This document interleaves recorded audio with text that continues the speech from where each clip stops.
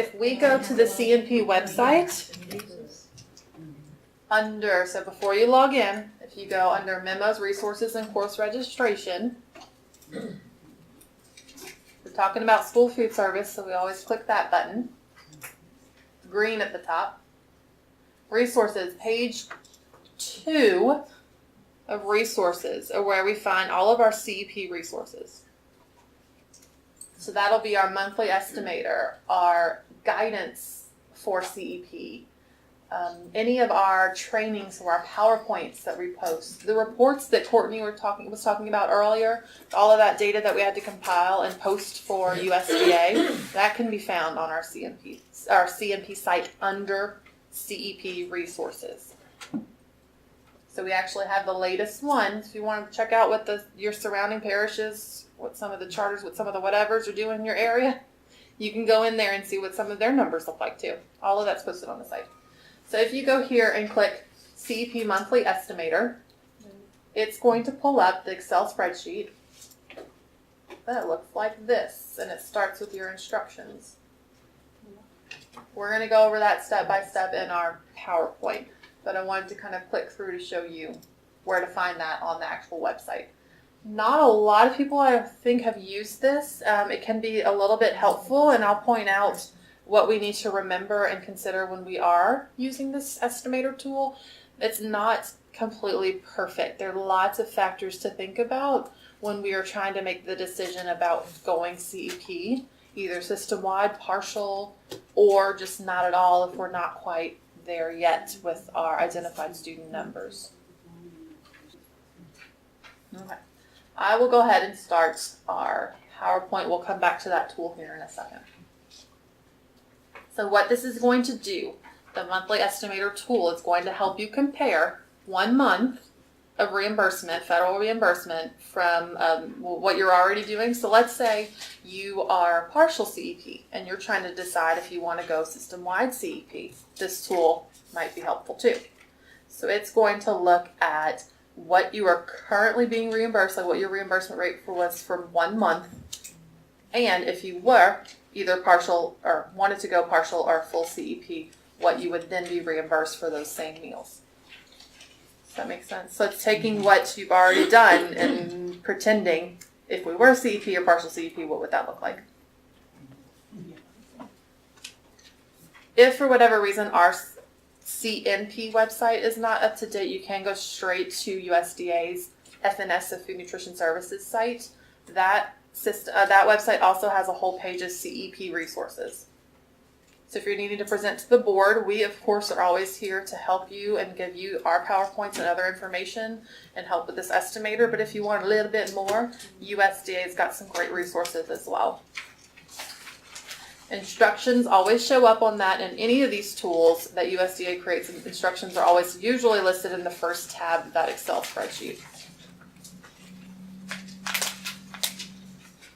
Okay, so what do you need to even get started and to look at before you start digging into this tool? So when I talked about claims, I said you need those 3 numbers for each site before you even want to go into the claim. This is what you would need before you even want to start playing with the tool. So your total number of identified students as of April 1. So we've been talking about DC students and their siblings, homeless, migrant, runaway students, Head Start, Even Start students, and foster students. Not based on an application, but what actually is coming from that CEP worksheet that you have submitted, said all those numbers are right, I'm good to go, this is what I'm hoping to work off of. You also need your total student enrollment as of April 1. You'll want to go and figure out what your free and paid reimbursement rates are for both lunch and for breakfast, if you don't know what those are off the top of your head. The tool will help you to get that information, but you'll see that it might be a little tricky if you're not sure, and you can find that in the claim, so I'll show you where we find that in the claim. Most everyone in here is an existing SFA, and almost every single SFA in our entire state is 6 cent certified. So there's a question that's going to ask about that. We're always going to choose yes, but we'll go over that when we get there. So you're going to pick 1 claim month. Courtney typically, she told me, goes with October. So for this example, we're going to be looking at the claim month for October of 2016 and using those numbers. What we also need to think about, we don't necessarily need to go to October and figure out what we were reimbursed for that month, but it gives us a little bit more detailed information. So if you've got not only the numbers from October, so your total meal counts, but also the total reimbursement that you had for that month. And this is where we forget this part. If you're going from non-CEP to CEP, Courtney mentioned it earlier, we cannot forget about total student payments. So the money that you take in from those paid student meals, if you're going to CEP, all your students eat free. You don't have that number coming in anymore, that extra revenue. So a lot of times when we go to do this estimator tool, we forget that part. We are just comparing reimbursement to reimbursement. But this is wanting to know revenue to revenue. See, that's rather hard to get. And that's where it gets tricky too, especially if you're a system that is using different pay scale, like different amounts, depending on the elementary, middle, high school. So that's where it kind of starts to be more of an estimate.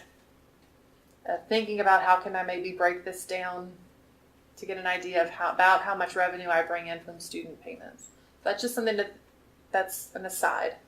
You don't have to put that in here, but if you really want to be technical, if your superintendent, if your board is really wanting those very specific numbers of what will this look like, then you'll need all of that information before you start putting it in the tool. What doesn't go away if you go to CEP is extra sales or adult meals, right? So you won't lose out on that revenue, but it is the student payment revenue that you'll be missing if you go completely CEP. You won't have that extra money coming in. When Courtney walked us through it before we decided to go, she used worst case scenario. So we used the lowest. Yeah. So yes, that's a good example too. So what she was saying is when Courtney walked her through this monthly estimator, we kind of go with worst case scenario and we underestimate a lot of things. So you could say if we didn't have any increase in our participation, if we had this much money coming, this is what it would look like. This is the difference that we would have to make up. That tends to help. I like to underestimate when it comes to money. And then if you're reimbursed more and if you get participation up higher, you go, all right, I'm okay. So all of this information too has you have to think about, am I doing this system wide or am I doing this for a certain number of sites? Because you don't want to be comparing the wrong things. So if you know that only 5 sites you're thinking about using as CEP, then this information needs to only come from those 5 sites. You don't want to accidentally calculate all of the system wide and then compare it to 5 sites and it doesn't match it. So that's why this one's a little bit harder than some of the other things. All right, I'm going to break this down. It was a hot mess when you first pull it up. I'm an Excel person. Everybody at my office knows I'm an Excel person. If I could do something in Excel, I'd do it in Excel. It saves me time. But it can be quite overwhelming if it's not what you're used to working in. And USDA, we're recording this, but USDA doesn't always do the most helpful Excel forms. But this one's not too bad. It is color-coded, so you're not just looking at this white mess of boxes everywhere. So if you think about where it's starting, step 1, 2, it kind of goes across and down, and we're going to walk through it together, so there's no need to panic when you see all these boxes. Certain ones populate on their own, so you wouldn't be able to even edit it. Okay, so step 1, at the very top, you're going to put the name of your district in, just so you can save as, and you know what you're talking about. I usually put the name of the district, and in parentheses put the claim month that I'm using, just so I know what month I'm referring back to. And we're going to go through the blanks, and then I'm going to have examples of both system-wide and partial CEP. So the first 2 boxes, 1.1, that's where you're putting in your total number of identified students, either for the entire SFA or for the sites of the cluster as of April 1. 1.2, that's your bottom number, your total enrollment, either district-wide or for the sites in your cluster. What happens if you're thinking about 2 clusters? You got to do 2 forms. You'll have one. You could put your district name, cluster 1, the month that you're using, and then save another one. District name, cluster 2, month. So you're not getting everything so mixed up.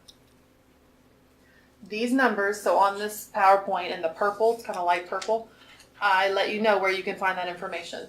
So you would find these two numbers under CEP participation, worksheet, CEP elections 2018, especially if you're considering it for next year, and the CEP worksheet. You're just going to pull it straight from whatever clusters you want or district-wide numbers.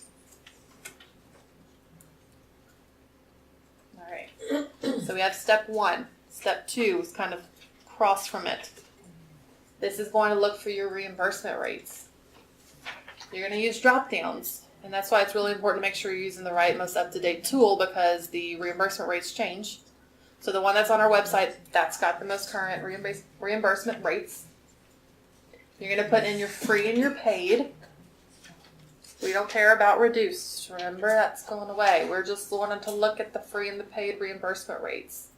This Excel sheet's going to do all the funky calculating and math for us, but we do need to give it what our rates are so it knows to calculate correctly. So those are drop downs.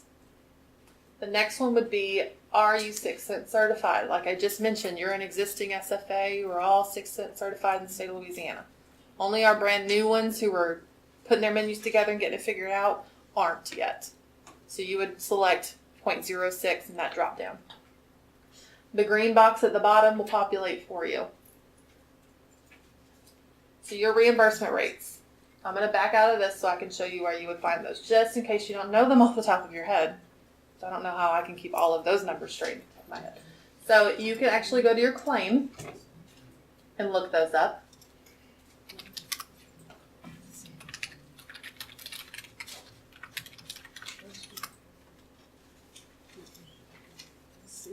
Who in here, Ascension, you guys are CEP right now?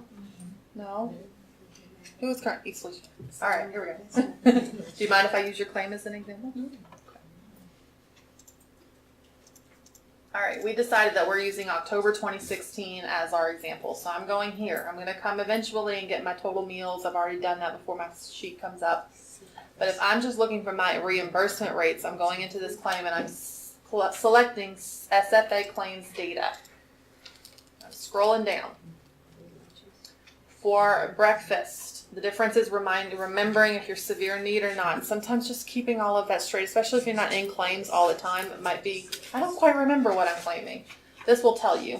So right now we know that for October of 16, East Feliciana was being reimbursed for severe need breakfast, for free breakfast at $2.04. Paid breakfast would be 29 cents. So we're writing that down because we're going to go back to our tool and put that in. Sorry. So I'm looking right here. In breakfast participation. Severe need is right here. $2.04 per meal. Paid breakfast would be 29 cents per meal. So I've got my breakfast ones. Lunch is a little trickier. I like to start with paid first.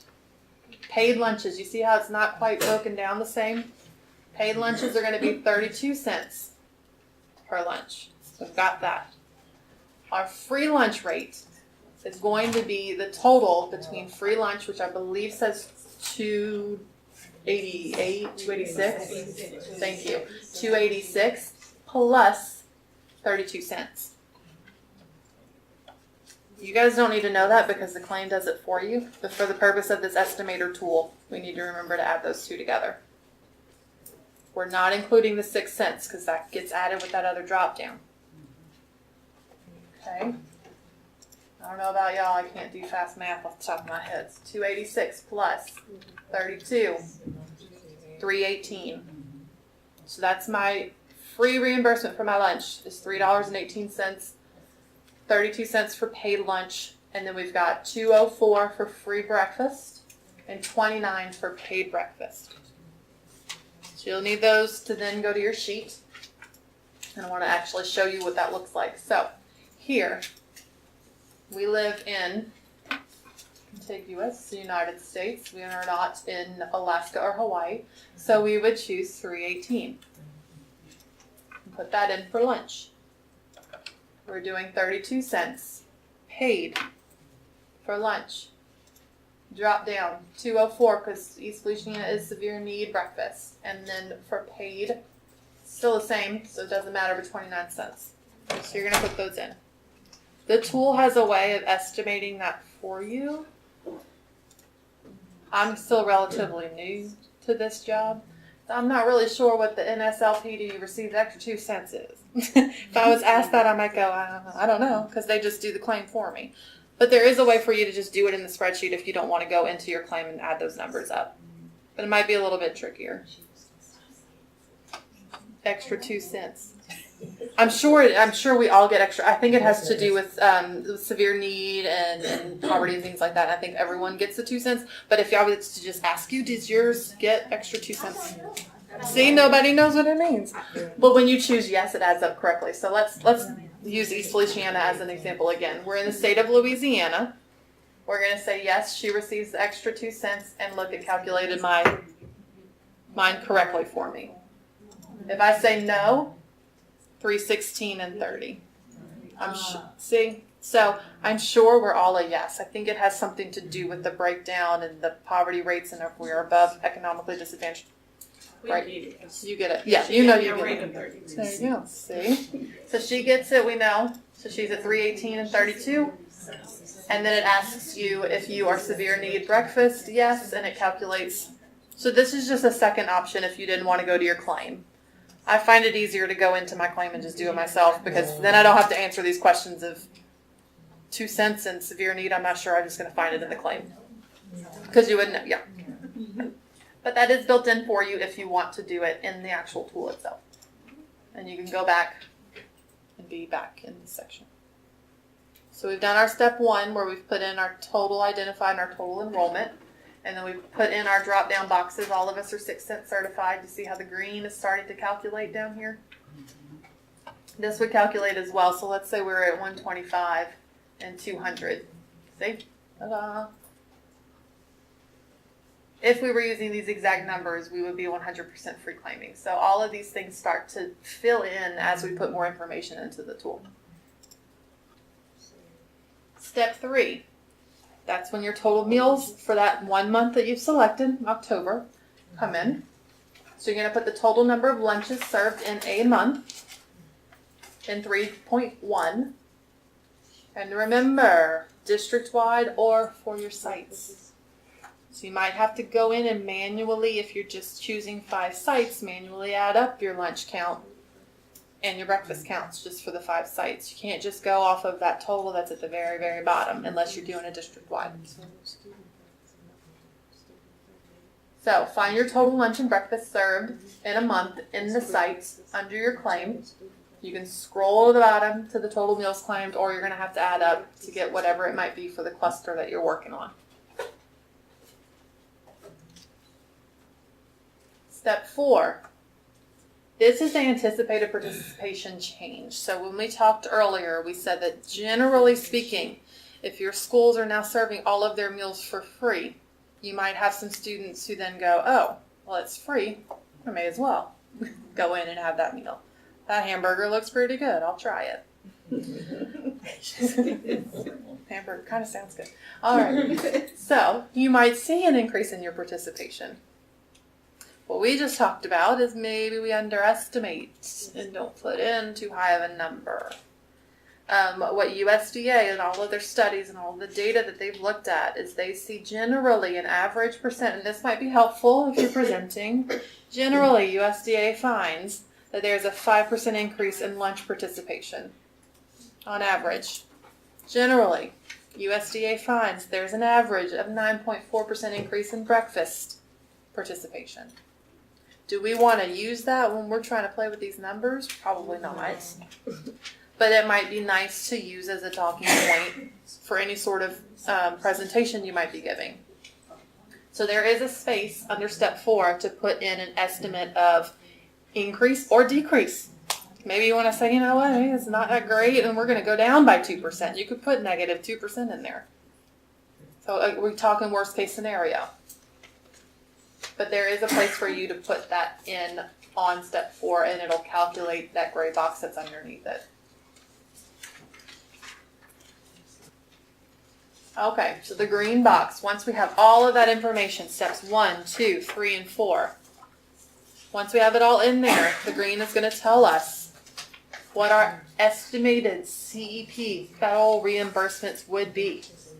So if we were looking at October and we were CEP, either partially or system-wide, depending on what we've done, what we would have gotten back. It'll tell us what the federal reimbursement for lunch would be, and for the breaking it down per lunch and per breakfast. Estimate. You have to stress that. So don't go back and say, but LDOE said we would get this much money. It's an estimate because you don't know how many students are going to actually walk through that door and eat lunch that day or that month. But it does give you an idea. Moving beyond that, there are some optional things that you could go put in. So we talked a little bit about looking at what your reimbursement was for October. So what did I actually get based on what I'm currently doing? And then we talked about what was my total student payment revenue. So that money you were making off of those paid meals for students only, because we're not losing adult meals or extra sales, so just student meals. That is where you can put into the blue box that says optional comparison. So here's some more math that comes in. I'm going to back out so I can show you what I actually got these numbers from before we move into the examples. We're going back to our claim, so this section here. So under the claim, I'm in October. I went to SFA claims data. I'm scrolling down. I like to start with breakfast because you can see lunch needs to be added up. Breakfast is pretty simple. Breakfast reimbursement total for that month was $34,143.48. I would flip back to my tool and I would put $34,143 and whatever cents I just said. Right? That's the total reimbursement for breakfast for the month of October. If we are making money off of paid breakfast meals, I will want to add that to my total breakfast reimbursement and then put that total number in this box. Because that's extra money that you made. Can you repeat that one more I will repeat that one more time. In this optional comparison box right here, it says to enter your current monthly federal reimbursement. We're using October as an example. And the student payment revenue. So we would want to know, what was my student payment revenue for my breakfast and for my lunch? If we can get that easily. Sometimes we can't. But I would go to my federal reimbursement under my claim. I know that I made $34,000 for breakfast reimbursement. I would need to add my breakfast student payments to that federal reimbursement, total it, and put it right here under optional comparison breakfast. The trouble that we run into is a lot of times we just get that reimbursement number and we have forgotten about the money that we make off of paid meals. So that's where that little extra step needs to come in. If it doesn't matter. And extra sales. Extra sales are okay. You don't have to add in extra sales because you're not going to lose extra sales when you go CEP. You can still continue to do extra sales. And as we mentioned earlier, extra sales might go up because your parents aren't giving them money to buy meals now, so now they can buy an extra juice, milk, whatever they might have. Yes? One person has a question. Question, Is yes. that online payments plus what's collected online daily for the month of October? We have online payments, a lot of money comes in. That's high. They may not be using that money that month though. They So- may pay, the parent may pay it. They're paying ahead of time. Until November maybe. Right. So you're gonna. What she is asking is, and this is where it gets hard to break it down and figure it out. She's asking if they're collecting online payments for the month of October, and some families are paying through December, and then you've also collecting point of service money at the line. You're gonna probably have to do some math to figure out this is what I collected during the month of October, and that needs to be included in that number. But how do I track? And I don't know the answer to that question because I'm not in your system. Take your paid meals for that month and then multiply by how much you actually charge for, So that's, yes. and that'll give you how much revenue. If you can break down, so let's say your system can tell you what your paid meals are for, and it should, for each site, the number, and you know this is what I charge at that site for paid meals, then yes, you can go in and calculate it that way. It's a little bit harder for those of us that are charging different rates at different sites. So our high schools, And we are. And you are. It depends on the grade level, middle, primary, middle, high, like that, but if you know, like you said, 5 sites, that's not Exactly. much to. Right. You can create a spreadsheet. We'll call you. Me and my spreadsheets, I know, just call me up. But yeah, all you would really need is my total paid meals for the month of October and what I charge at that site for paid meals. That would calculate your total for that site, and then you move on and you do your next site, and then you get a total number of this is the money, an estimate, this is the money I made off of my paid meals system-wide if I'm trying to calculate that. Add that to your reimbursement. Because if you're not CEP and you're trying to figure out if you're going CEP, you need to not only look at your reimbursement, but also that revenue from paid meals that you might be losing if you go to CEP. And that's where we forget. And it might not make much of a difference. I mean, we're getting MFP funds. Some of us get general funds as well. Might kind of all come out in the wash. But if you want this tool to be as accurate as possible, you need to think about what those student payment revenue, those numbers are included. And you do the same thing for lunch. So if we go back to our claim, this one's a little trickier because of how it breaks it out. But you would be adding up these 3 numbers right here to get what your total lunch reimbursement is. And then you would have your separate little spreadsheet that's telling you, hopefully, what your paid revenue is from your students. And then you add those 2 together and put it in the optional box under lunch. And once we get to the next few slides, you'll see how that's starting to add all up. Once you put in those things, the CEP difference down here calculates. And it's going to be green if it's at least equal, the reimbursement's at least equal to what you had made, or you would be getting more reimbursement if you're doing CEP. It turns red if you go CEP, and it means that you're going to be making less. But that is, again, where we think about what kind of matches am I getting? What is my MFP doing? Am I getting any general funds? And then not only that, it is a lot about our money and our reimbursement, but it has a lot to do with administrative time. Is it worth this switch and change in reimbursement if it means I'm not collecting applications at the sites? So we're getting to know them. Yes, from East Feliciana. Yes, that I don't have to do verification. Our favorite thing. You don't do that on your CEP schools because you don't have apps to verify.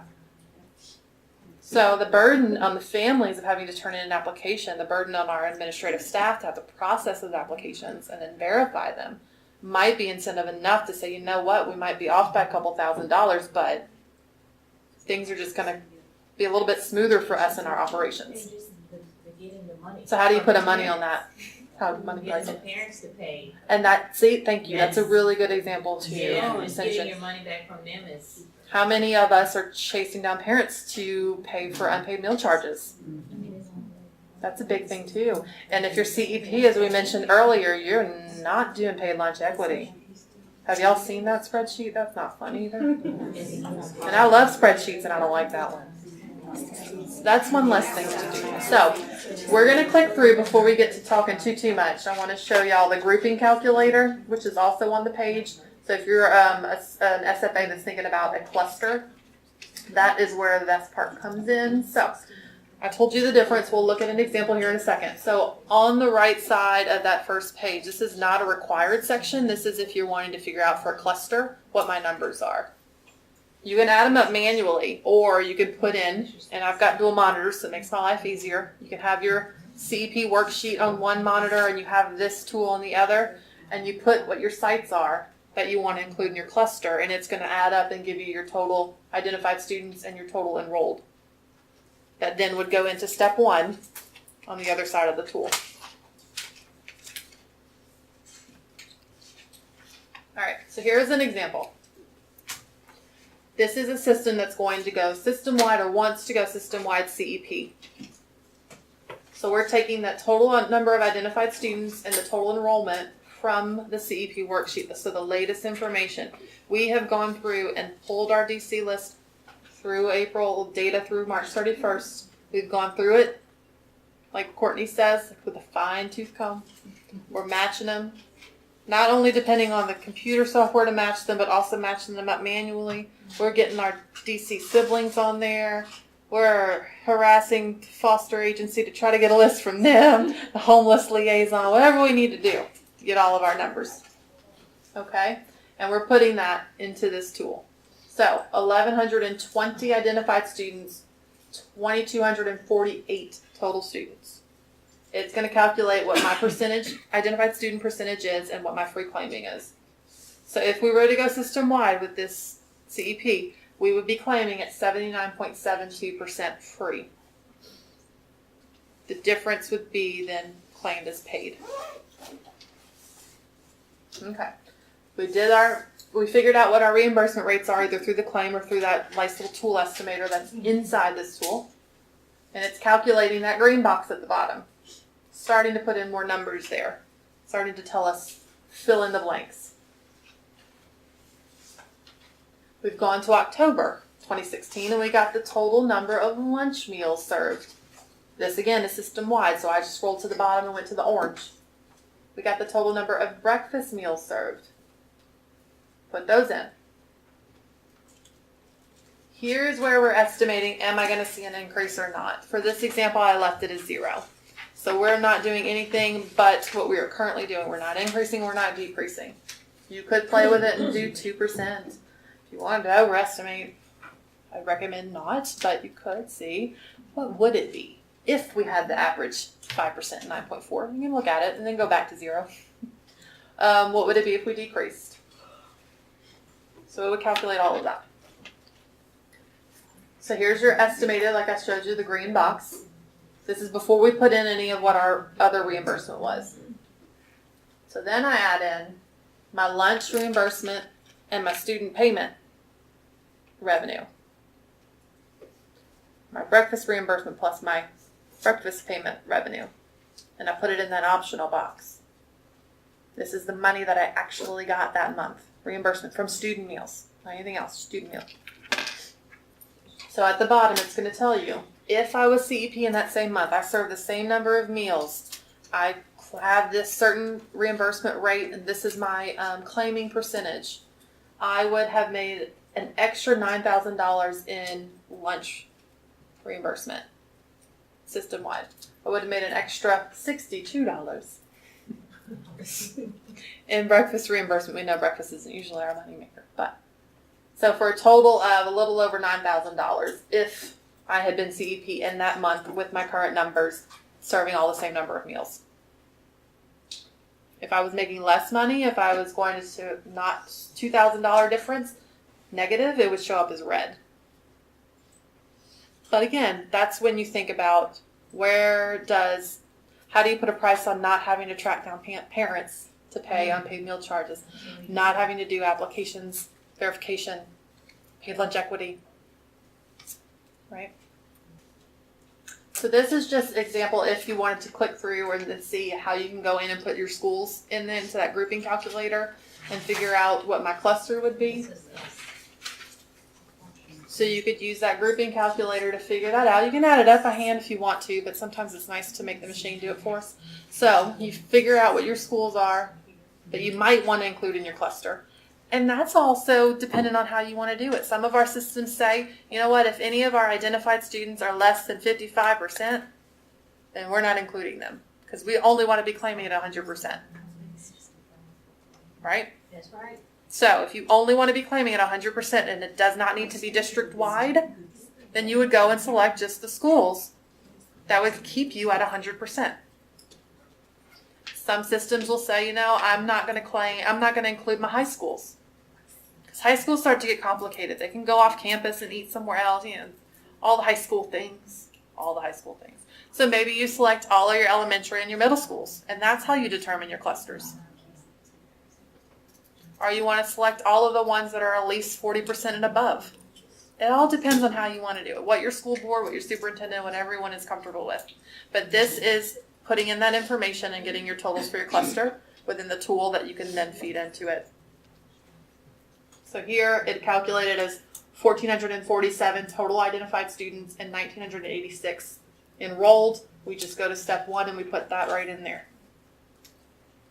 I'm gonna click through this fairly quickly. So here are our reimbursement rates. Remember, for these total meal counts, you need to be only including those 6 schools. So don't do your totals for the whole entire district if you're doing a cluster.